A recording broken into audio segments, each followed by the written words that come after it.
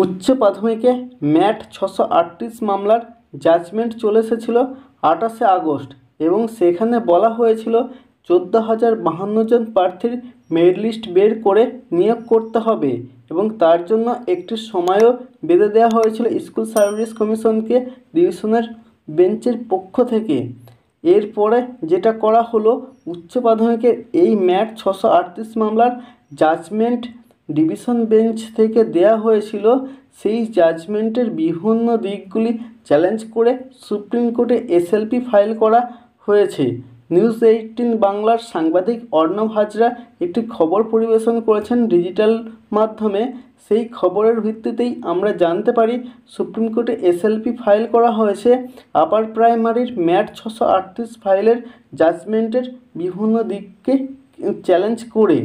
কিছু প্রার্থী মূলত যারা ডিভিশন বেঞ্চে এই মামলার পার্টে ছিল তারাই মূলত এই এসএলপি ফাইল করেছে। কোন কোন গ্রাউন্ডে সুপ্রিম কোর্টে মামলা হলো, সুপ্রিম কোর্টের পরবর্তী শুনানি কবে হবে, অর্থাৎ আপার প্রাইমারি ম্যাট 638 মামলার জাজমেন্টকে নিয়ে যে এসএলপি ফাইল করা হয়েছে তার শুনানি কবে হবে এবং আর কি বিষয় নিয়ে এই মামলা হয়েছে তার ডিটেলস এই ভিডিওতে আলোচনা করব। তাই সকলকে অনুরোধ করব এই ভিডিওটি পুরোটা দেখার জন্য এবং যারা এখনও আমার এই চ্যানেলটিকে সাবস্ক্রাইব করনি তারা এই রকম আপডেট সবার আগে পাওয়ার জন্য অবশ্যই চ্যানেলটিকে সাবস্ক্রাইব করে পাশে থাকা বেল আইকনে ক্লিক করে রাখবে। তাহলে চলুন আজকে এই ভিডিওটি শুরু করা যাক।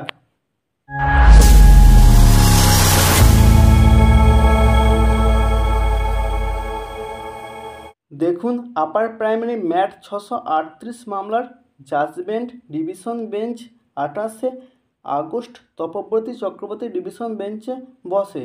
এরপরই মামলার জাজমেন্ট আসার পরে জাস্টিস তপব্রত চক্রবর্তী মূলত উচ্চ প্রাথমিকের নিয়োগ প্রক্রিয়ার দিকেই সবুজ সংকেত দিয়ে তিনি বলেছিলেন 14,052টি প্রার্থীর নিয়োগ প্রক্রিয়া শুরু করতে হবে এবং কমিশন যে রিঅ্যাসেসমেন্ট করেছিল সেই রিঅ্যাসেসমেন্ট ভুল আছে এবং সেটাকে পুনরায় করতে হবে।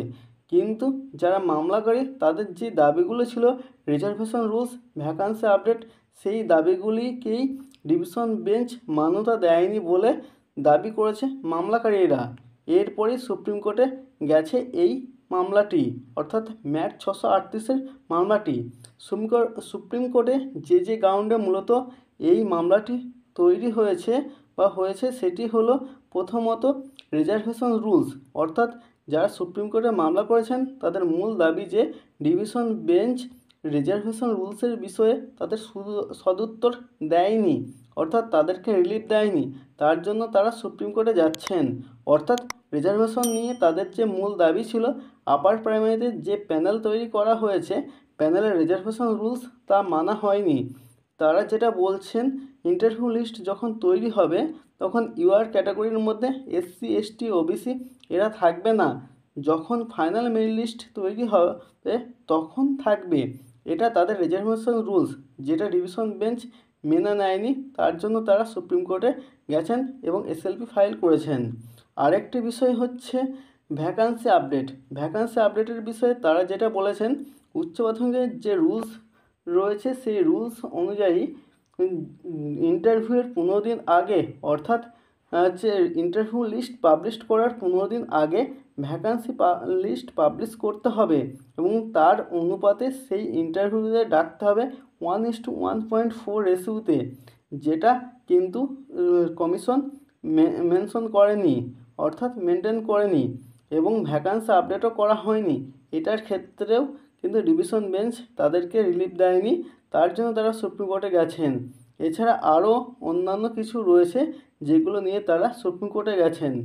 এছাড়া গুরুত্বপূর্ণ প্রশ্ন তুলেছেন উচ্চ মাধ্যমিকের যে জাজমেন্ট দেওয়া হয়েছিল সেখানে মহামান্য বিচারপতি তার 42 নম্বর পয়েন্টে বলেছেন 14,052 জন ক্যান্ডিডেট মেরিট লিস্ট তৈরি করতে হবে এবং তাদেরকে কাউন্সেলিং করিয়ে তাদের রিক্রুটমেন্ট করাতে হবে।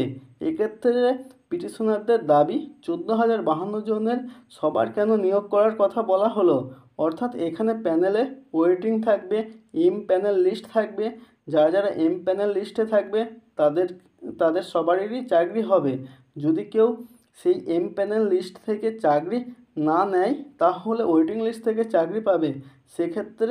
এক্ষেত্রে কিন্তু সবাইকে কেন চাকরি দিতে বলা হলো, এই রকম একটি প্রশ্ন করেছেন পিটিশনার। সমস্ত বিষয়গুলো আমরা জানতে পারলাম। নিউজ18 বাংলার সাংবাদিক অর্ণব হাজরার কাছে সাক্ষাৎকার দিয়েছেন উচ্চ প্রাথমিকের যে মামলাকারী তাদের আইনজীবী।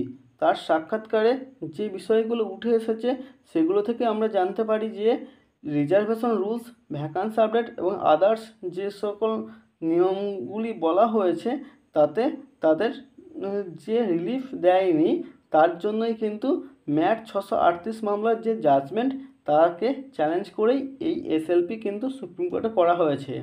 আগামী কয়েকদিনের মধ্যে এই মামলা কিন্তু শুনানি হবে, তখন দেখা যাক সুপ্রিম কোর্টে কী রায় আসে এবং এই মামলার ফলে আবার কি এই যে আপার প্রাইমারির দীর্ঘ 8 বছর পর যে নিয়োগ প্রক্রিয়া শুরু হতে চলেছিল সেটি কি আবার জট কাটলো না? অবশ্যই আমরা তাকিয়ে থাকবো সেই মামলার রায়ের দিকে।